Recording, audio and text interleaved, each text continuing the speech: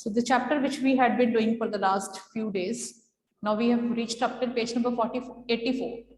So what we have already read, let me tell you in brief.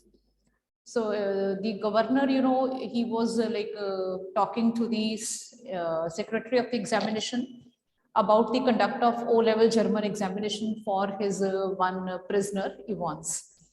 So Evans actually wanted to appear for this examination, and the authorities planned examination for him, and even got one coaching, that is tuition, arranged for him. And even governor mentions this somewhere in the beginning, like if he had been arranging this tuition on his own, then it might have cost him a lot. But the authorities, the jail authorities, the government had been able to bear all those expenses of Evans because he was in the jail. So finally, the examination is organized in the cell, in the jail itself, and security arrangements were very tight. And on that particular day, Evans was given the time to smarten himself. And as far as the security arrangements were concerned, he was not left with anything which might prove which might prove disastrous later on for the authorities. So they had been very careful. They had taken away the razor from him or the nail filer from him. So, and moreover, his room was bugged up, and there was no chance that anyone could enter without permission or anyone could leave the jail without permission. So it was actually very, very tight security for Evans, basically. So McLeary, the invigilator, comes in. So we have been given a big list, like what he had in his bag when he left the flat, and when he actually reached the cell, then what he had with him, those things were there. So amongst all the other things, there was just one odd thing which he had, that was one rubber tube, right? So that McLeary had one rubber tube which was not mentioned in the bag when he left the flat. But when he reaches the jail, there from his bag, one rubber tube was procured. So, and one thing more, when Evans was like supposed to enter his examination room, everything objectionable was taken away from him. And Evans was wearing at the time, though he was very, very conscious about his own personal hygiene and all. Yeah, he smartened himself, like he did shave and he, cut his nail and all. But yes, one thing, he had a dirty hat on his hair, on his head. And moreover, he had been keeping long hair for the last many months. Jackson had been asking him to get his hair cut, but he did not. So, and on this particular day also, he asked permission to go inside with that dirty hat. The Jackson wanted him to remove that, but he told him that it was his lucky charm. So he was allowed to go inside. So there we can say the authorities need to, need to analyze, need to check themselves, like whether they should keep on becoming the emotional fools with these kinds of criminals, or should they become intelligent also. So he was allowed to go in the jail with that dirty hat, which otherwise should not have been allowed, because rules are rules. When the rule is that the candidate cannot go inside the examination hall with anything else, then why was he allowed to go inside with that hat on his head? Anyways, and McLeary had come with a rubber tube, and he was also allowed to go on with that rubber tube because it was not wanted inside. But because he had some medical problem, so here also you can say the authorities were hoodwinked on emotional grounds. Anyways, the examination started and it went off. And in between the examination, the governor got phone calls from the secretary of the examination. Actually, first they called to give some correction to be passed over to Evans, and later on, in between, the governor also got a call in which he was asked to send a van with some police officers to some place. That also was done. Then somewhere in the end, when the examination was left, just last 3 minutes were left, then there was a call for Stephens. Stephens is that police officer who is given the duty to be on guard exactly in front of, exactly outside that examination room where Evans is appearing for paper. So actually this Stephens was supposed to peep inside through the peephole after every 1 minute.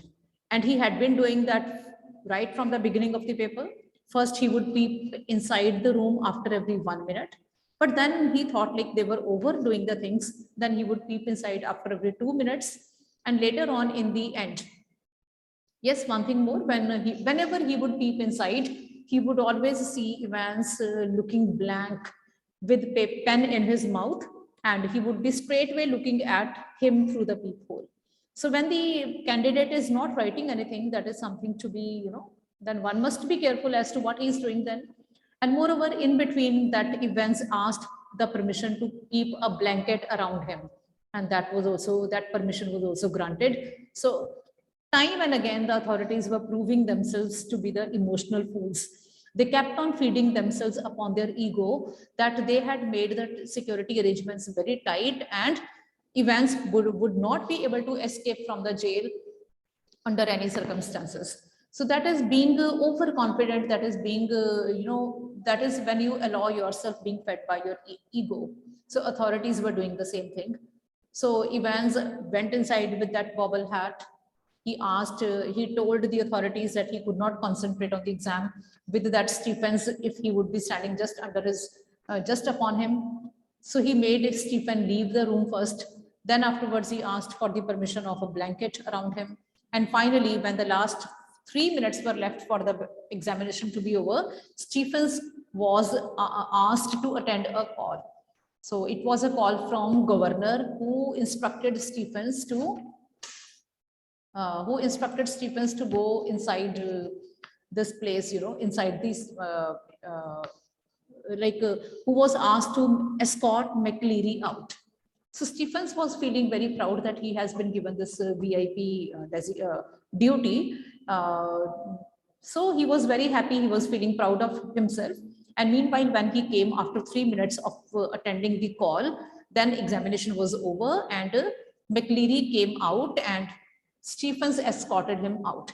And after he had escorted McLeary out, then Stephens felt like having a look at Evans.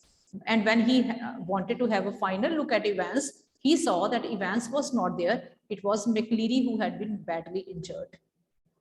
So this was, what does it mean? That the one whom he had sent out, the one whom he had given a warm send off, that was not McLeary, that was Evans. Okay, the author has tried to give us a few distractions through various hints. There we were told that that person, McLeary, was speaking in a louder Scott accent. And moreover, he was appearing as if he had gone thinner. And those things were only deceptive, okay, only to mislead the authorities as well as the readers.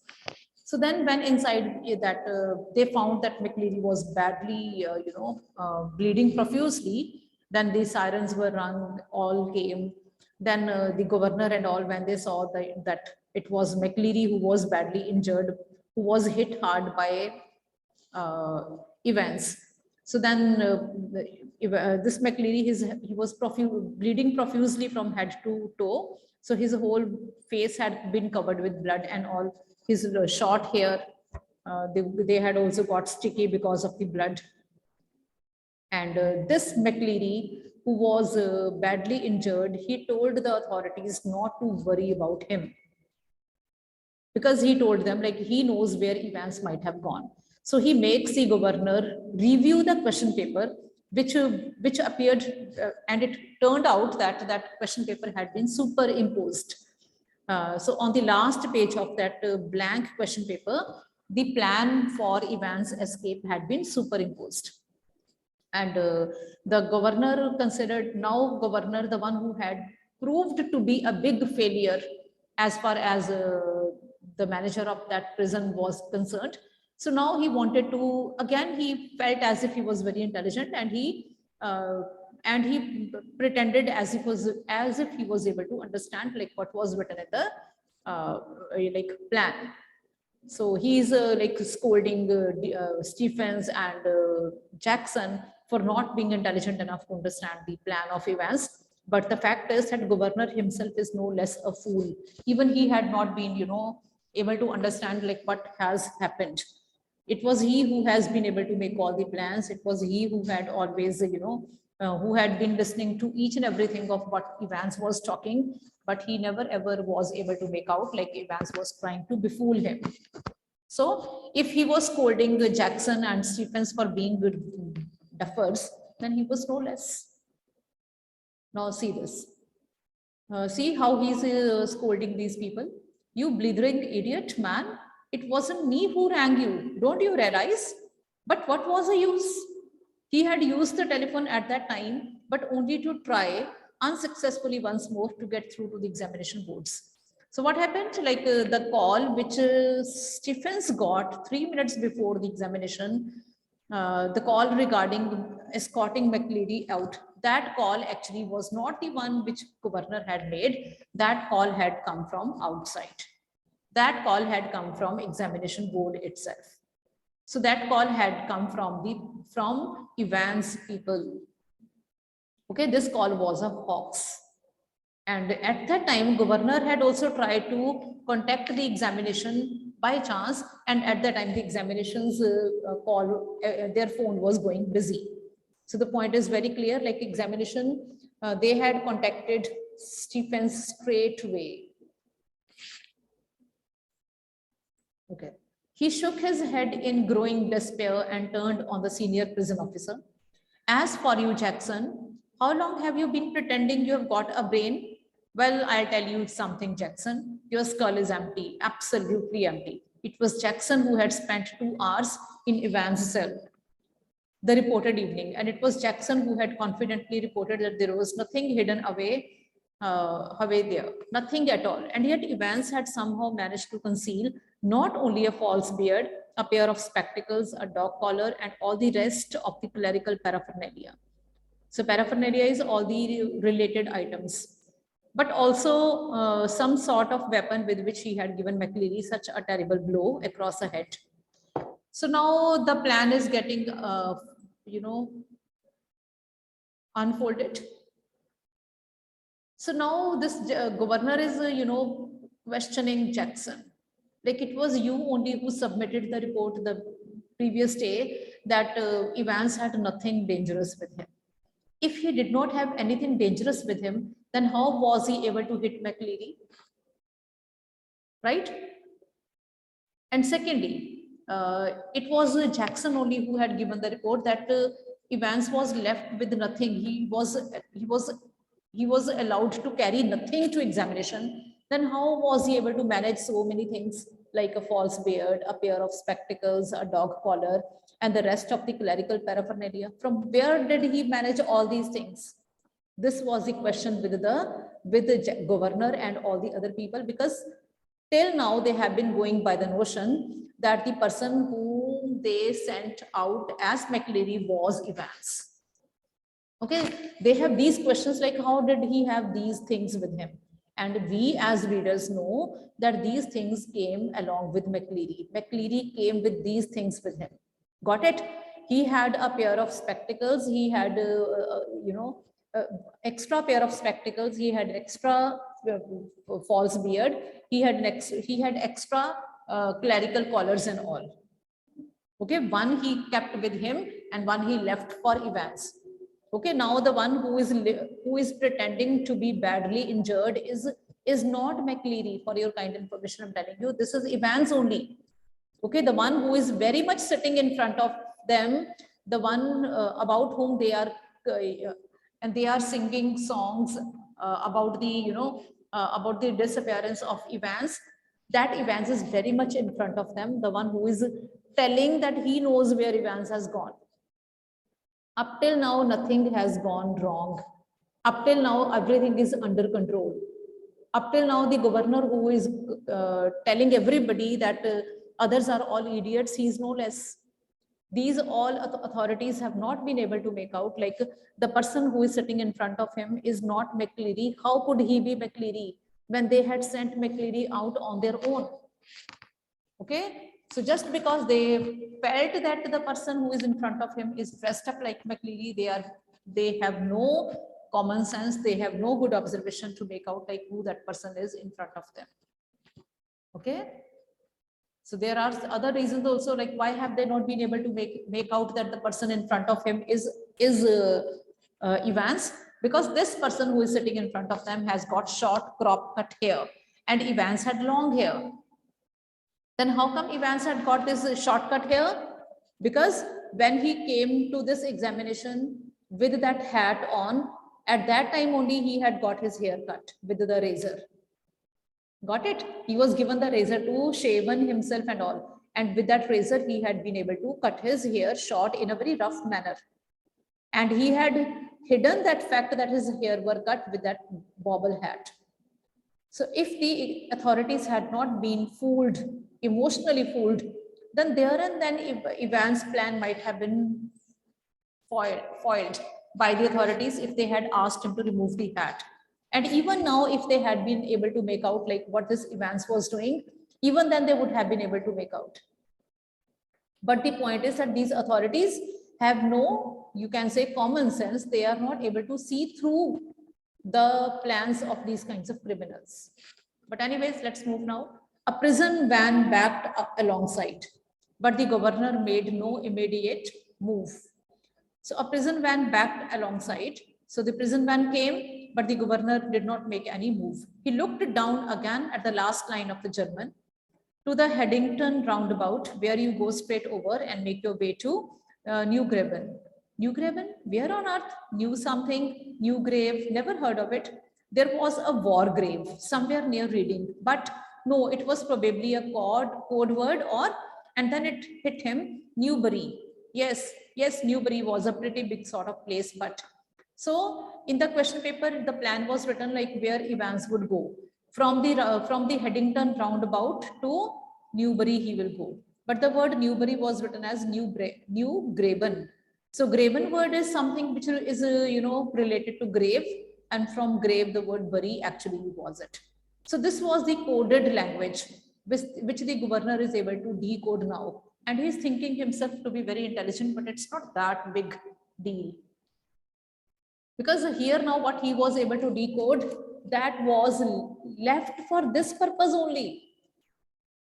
Okay, now what the governor is doing, the governor is reading out the plan about Evans' escape. Got it? But where is Evans? He's just in front of him. And how will Evan leave now? It is with the help of governor only.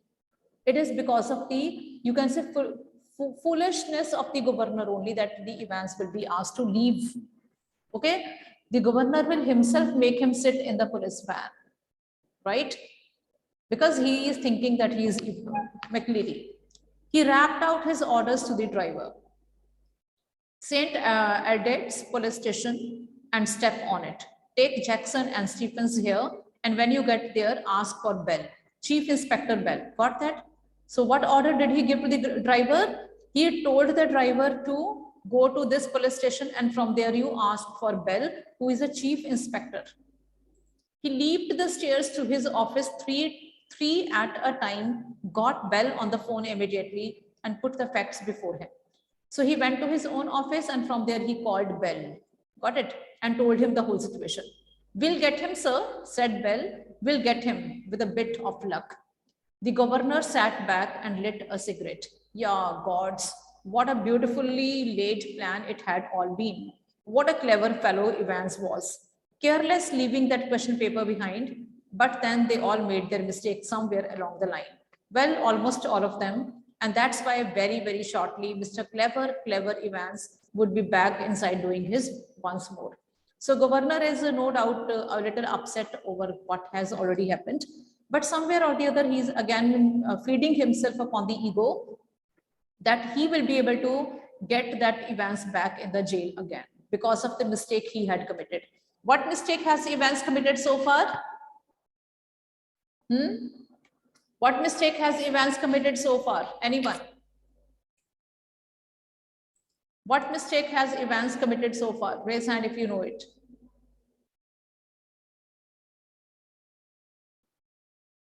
Has Evans committed any mistake as per the, according to this governor?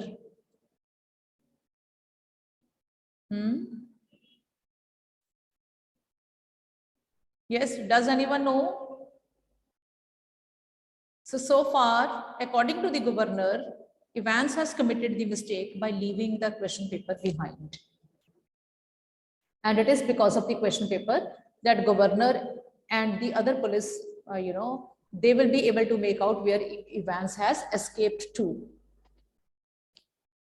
Okay, and the point is, have they really done this? Has governor? Yes, yes, Marvia, correct answer. But has Evans left the plan by mistake? Has Evans been careless in leaving the question paper? Yes or no? Only tell yes or no, all of you. Was Evans careless in leaving the question paper behind? If you will be able to answer my this question, it means that you, yes, Charanjot says no. Yes, correct answer, no. Vanshika also says no. The reason is, correct answer, children. So Evans has not left the question paper behind because of his carelessness. It is his planning. It is a planning to confuse governor, because when the it is a way to make him sure that Evans has actually run off. Because of this question paper, governor is not able to look at the real Evans. He never ever realized that the person who is sitting in front of them as McLeary is actually Evans. He is never able to make it out. Got it? So there is no mistake done by Evans. He's never been careless. Okay, the phone on his desk erupted a strident burst, and Superintendent Carter informed him that McLeary had spotted Evans driving off along Elsfield Way. Okay, now there is a phone from Superintendent Carter, and Carter tells governor that McLeary has seen Evans driving towards Elsfield Way. Is it possible, children? Is it possible that McLeary might have seen Evans driving towards Elsfield Way? Because the person who has gone with Carter now is not McLeary, that is Evans himself. Okay, so this kind of news is only to even make governor get more confused. Okay, to distract him only. So they have got the number of the car, all right, and had given chase immediately, but had lost him at the Haddington roundabout. He must have doubled back into the city. No, said the governor quietly. No, he's on his way to Newbury. He explained his reasons for believing so and left it at that. It was the police job now, not his. He was just another good for a giggle, gullible governor. That was all. So what do you mean by good for a giggle? Gullible is a person who is easily befooled. The person whom you can easily befool is gullible. So he was good for a giggle means you can only laugh at him for his being a foolish person. So the governor was told that McLeary had seen Evans going towards Haddington roundabout, and from there Evans could not be spotted. But governor thinks that he is very smart, and he tells him that Evans might have gone to Newbury. So you find him out. So by the way, Carter, I hope you managed to get McLeary to the hospital, all right? So now governor is asking Carter if McLeary has been sent to hospital because he was badly injured. Yes, he is in the Radcliffe now. Really groggy he was when we got to the examination offices, and they rang for the ambulance from there. The governor rang the Radcliffe. The governor rang the Radcliffe a few minutes later and asked for the accident department. McLeary, you say? Yes, he's a person. I don't think there is anyone. Yes, there is. You'll find one of your ambulances picked him up from Elsfield Way about. Oh, that, yes. We sent an ambulance, all right. But when we got there, the fellow had gone. No one seemed to know where he was. Just vanished, not a sign. Got it? One more shock governor is getting now. Now, governor wanted to check or confirm from the hospital if McLeary was all right. So when he asked the hospital department about McLeary, he was informed that no McLeary had come to the hospital, because when the ambulance reached there, by the time that person, McLeary had already left. Truth seemed to hit him with an almost physical impact somewhere in the back of his neck. So he was shocked. A quarter of an hour later, they found the Reverend S. McLeary securely bound and gagged in his study in Broad Street. So after about quarter of an hour, so afterwards, after 45 minutes, the police found McLeary gagged in his flat, in his study. What is gagged? With his mouth gagged up. So it means that the real McLeary had been, you can say, kidnapped and gagged up somewhere. So the real McLeary had been kidnapped and the fake McLeary had been sent to this jail.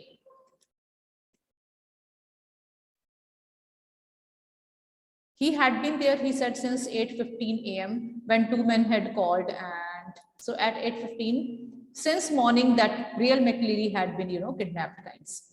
Inquiries in Newbury throughout the afternoon produced nothing at all. And by tea time, everyone in the prison knew what had happened. It had not been Evans impersonating McLeary who had walked out. It had been Evans impersonating McLeary who had stayed in. Now everybody in the prison got to know, like it was not Evans in the guise of McLeary, but it was Evans in the guise of McLeary who was staying in. So it was not Evans had not gone out as McLeary, but Evans had stayed in as McLeary. Got it? The fish and chips were delicious, and after a gentle stroll round the center of Chipping Norton, Evans decided to return to the hotel and have an early night. Now, children, we are reading the other part. Now we are going to be with where this man, Evans is.